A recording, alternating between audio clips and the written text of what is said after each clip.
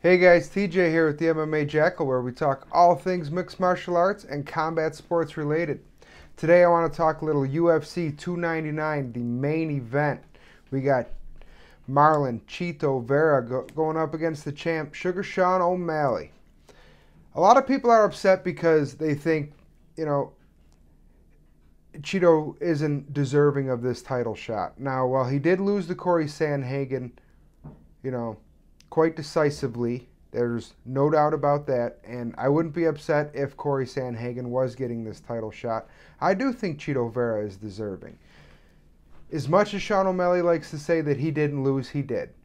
He was in a fight with Cheto Vera. Vera intentionally threw a leg kick. It caused damage that Sean O'Malley couldn't recover from. It affected his ability to fight. Cheto Vera took advantage of that and then ended up landing ground and pound that knocked him out. I mean, it's a clear-cut win, whichever way you cut it. He flat out, he lost to Cheto Vera. Now, granted, that was a few years ago, and both fighters have improved since then. Both fighters have drastically improved since then. However, I do think that Sean O'Malley may have improved a little more. Like, he took that next step. Sean O'Malley, there was a lot of hype behind him coming into the UFC, with Snoop Dogg calling his Contender Series fight, and the famous him and Uriah Faber, and the famous, call out from Snoop when he won the Contender Series, and he had all these flashy knockouts. Then he gets that big shot against Peter Yan, and he steps up to the occasion and wins that fight. On paper, in some people's eyes, he didn't win. Live, I gave it to Peter Yan, but it wasn't a robbery, It was a hard-fought fight, which is another notch in his belt that he went out there, he gave it everything he had against an opponent like Peter Yan, some of the best boxing in the division, no doubt about it. He faced adversity, he fought through it, and then he came out and fought Aljo, and walked right through him like he wasn't even there, and now he's the champ. On the other hand, we have Cheto Vera, who's been, back and forth a little bit, mixing wins and losses. His last fight was, let me just bring it up here real quick. His last fight was actually Pedro Munoz, which he won a very Cheto-esque decision where he starts slow, picks it up later on in the fight, starts to accumulate that damage, and then gets the decision victory. Before that, he has a loss to Corey Sandhagen, which, like I said, was very decisive. Clearly, Corey Sandhagen was the better striker in that fight, and he did his thing. Then we have Dominic Cruz, Rob Font, Frankie Edgar, Davey Grant, all wins for Cheto Vera. Both fighters like to strike. Now, Sean O'Malley is elite at striking. He's arguably, depending on what kind of style you like, he's very flashy, just like his personality. His fighting style is the same way. That's why the UFC loves the kid. He's extremely flashy. He throws unconventional techniques, flying stuff, spinning stuff, but he's also very fundamentally sound. He doesn't leave himself open for a lot of counter strikes. Cheto Vera, on the other hand, he is your blue collar, lunch pail, go to work kind of fighter. He likes his feel out round in the beginning. He likes to accumulate damage. He's not going to be throwing any spinning crazy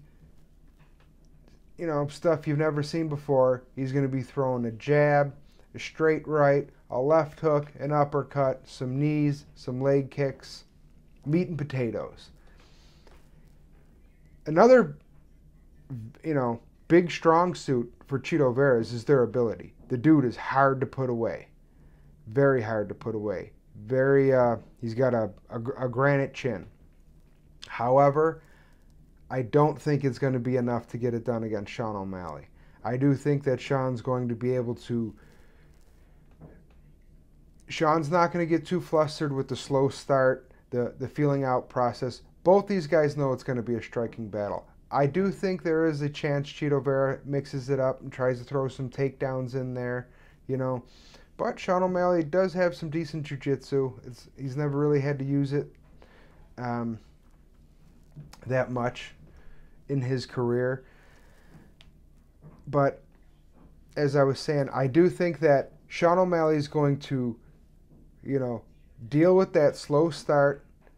He's going to be throwing out some feeler strikes, drawing Cheeto Vera in. Cheeto Vera is going to want to pick up the pace a little bit in round 2 and round 3, and sooner or later, Sean O'Malley is going to land that one big strike that puts him on skates. He's going to follow it up, and that's going to be it. Now, mileage may vary on that. This is just my opinion. It's completely feasible that his granite chin is more than Sean O'Malley can handle. He's piecing him up. Marlon Vera is getting inside, working to the body, and just accumulating this damage throughout the fight. The next thing you know, we're in the 5th round, and Cheeto Vera is up 3 rounds to 2. Or, you know. All right, I'm not very good at math. We're in the 5th round. Cheeto Vera is up, whatever, 3-1, and O'Malley needs a finish, and he's trying all his spinning techniques, and that ain't working. But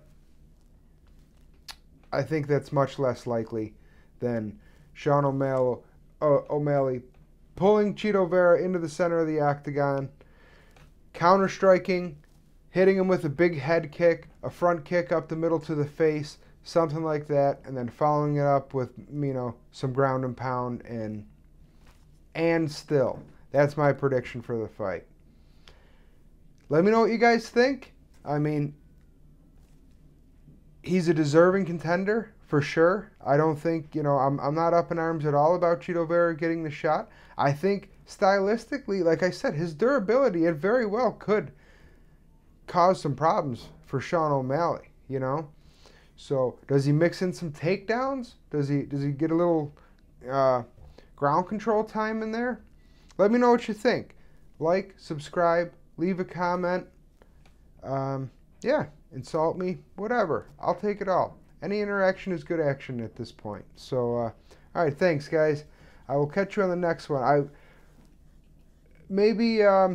going to be doing some more 299 videos and some lives this week. So let me know what you guys think. If there's anything you want me to cover that I haven't so far, leave a note in the comments, and go Bills.